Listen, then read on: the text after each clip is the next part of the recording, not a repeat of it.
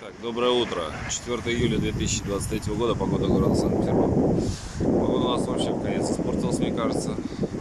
Пасмурно, солнышка нету. Хотя не, утром было проглядывало, но сейчас что-то затянуло опять дымкой, какой-то тучами. Не знаю, непонятно. На фоне всего, это сколько, 14 градусов. Было в 7 утра. Сейчас я думаю, что будет, наверное, где-то 15-16, но дело не в этом. Это еще ладно, более-менее. Ураганный ветер, просто ураганный. Вот сейчас, не знаю, здесь еще деревья, как-то заборы какие-то, то есть еще не ощущается. Вот если выйти на какое-нибудь плато, я не знаю, там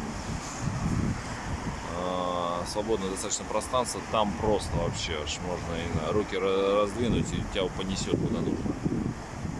Вот очень-очень сильный ветер и очень холодно.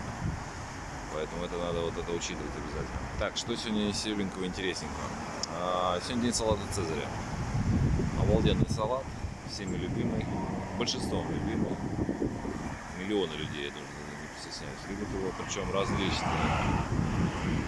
различные интерпретации в плане того, что можно там их, как говорится, чередовать. Есть классика, есть там дополнительные небольшие ингредиенты, изменять если. Но все равно очень все вкусно. Действительно классная штука.